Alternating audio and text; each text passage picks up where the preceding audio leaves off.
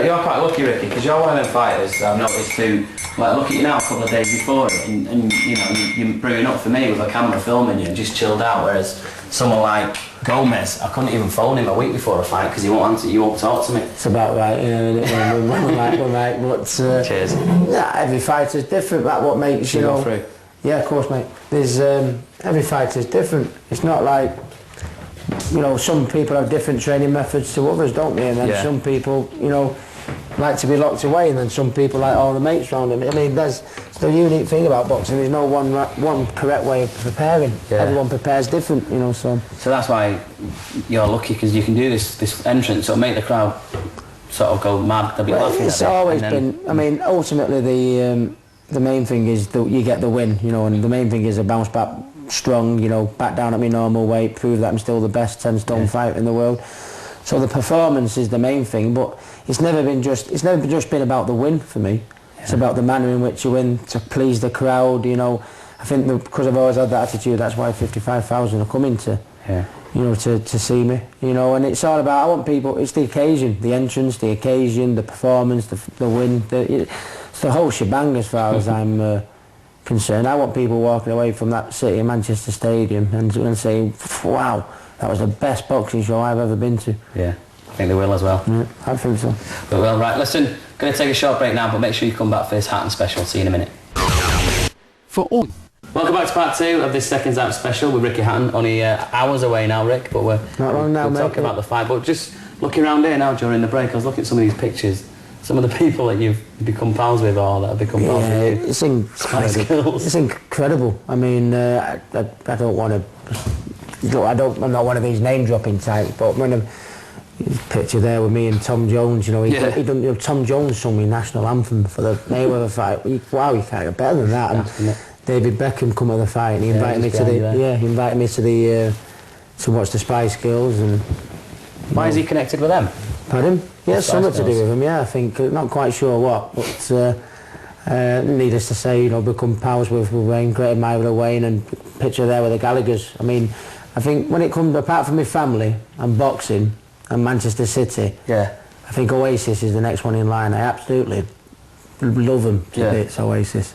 Now, when you do finally retire, obviously you won't need the money, but because you love doing these dinners and things like that, do you reckon you'll still carry on? Yeah, still do them. You know, I like to go to my dinners, you know, because one, I love my food. You know, 4 meals a night, it's not bad, is it? But no, I like going, meeting the fans, telling them about your career.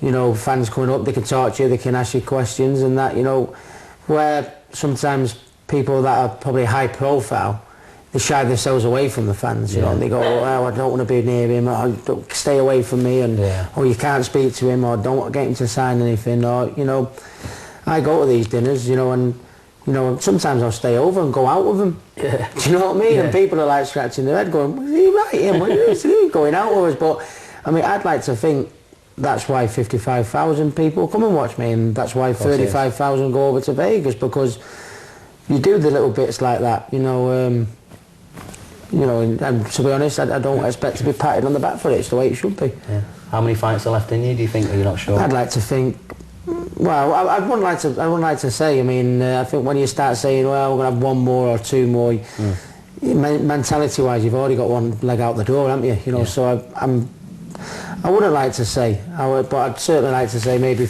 at least 3.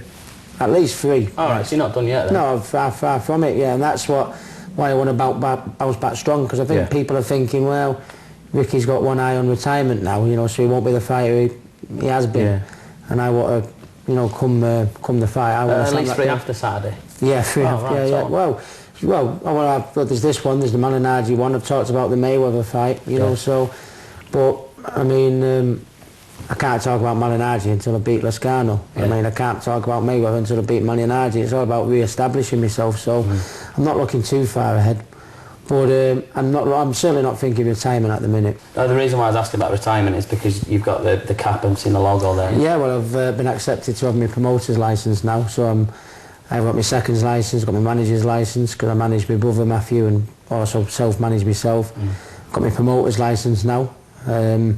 co-promoting this show with Frank Maloney, my first one, yeah. Oh, nice one. So I'm going to, you know, slowly but surely, you've got to... Have you actually done some graft on it? Well, a little bit of input into the show, and obviously, you know, with the taking on board the knowledge that I've learned from working with several promoters in the past, you know, promoters Dennis Hobson, Frank Warren, you know, I've took everything that I've learned inside the ring and outside the ring, you know, some bad times outside the ring, you know, when I've been to court sadly with certain people and that, which is obviously the bad side of boxing, but it gives you, it's more to put on your CV, more you know about the game that you can pass on to, of course, yeah. you know, when you're looking after the careers of other people. So it's, and that's the logo and the brand. I'm going to get just about to put paper, you know, my signature to paper on a gym and a fitness club and offices where we're going to be based. So it's very exciting future. I'm not thinking retirement at the minute, but I'm planning for the next step. That's good. You've always planned ahead though. Yeah. Let me ask you this one, Rick. If you got one of your lads and he wins a fight and then he goes on the piss for 3 months, you can't really moan at him, can you? No, but I mean, it's all got to be in moderation. I think everybody knows, and I certainly don't hide the fact of how I like to eat out after my fights and how I like to drink after my fights.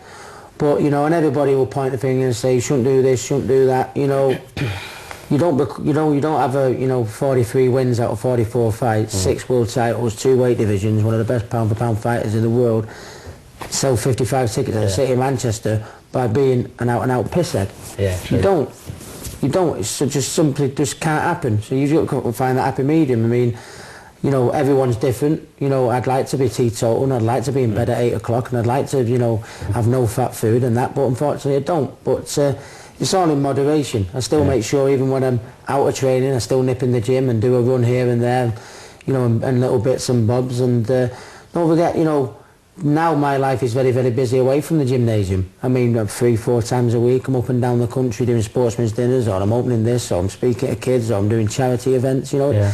It's not just finish the fight, let's get in the boozer, you know what I mean? You know, a lot of hard work goes into it. You don't get to where I've got by just being one thing, but you've got to strike that happy balance. Yeah. And I think if you can strike that happy balance, there's nothing wrong with it. Yeah, you're right, and it's nice to have a goal as well. It's something to look forward to if you do. Of course it is. I mean, what are we training hard for? What are we working hard for in whatever profession you're in? You know, we don't work hard. You know, or work hard to be in bed at 8 o'clock every night and to having salads and pineapple juice and all that. You know what I mean? But you know, you work to live, not live to work. But you know, it's a fine balance. You know, you've got to, otherwise, you know, you go too much one to the other, then it all goes pear-shaped. You didn't put as much weight on this time either, did you? Is that? No, I haven't, and I keep, you know, batting my brains to think why I haven't put as much weight on. And when I first moved in this house 3 years ago, I was single. You know, I moved in on my own. Couldn't use a cooker. Couldn't use anything in the kitchen. Couldn't boil an egg. Nothing. You know. So, but then since my girlfriend moved in, you know, she started cooking me meals. I mean, I used to have takeaways every night. Oh, I can't cook, you know, Indian, Chinese, pizza. And I'm talking like, when I was out of training, I mean like 7 nights a week of a takeaway. So no wonder you're going to be like a beached whale. Yeah. You know what I mean? But since my girlfriend moved in, I'm not saying we eat squeaky clean when I'm out of training every night, but because it's a little bit of home cooking, I think it can make that, I don't know, £8 or £9 difference. Of course,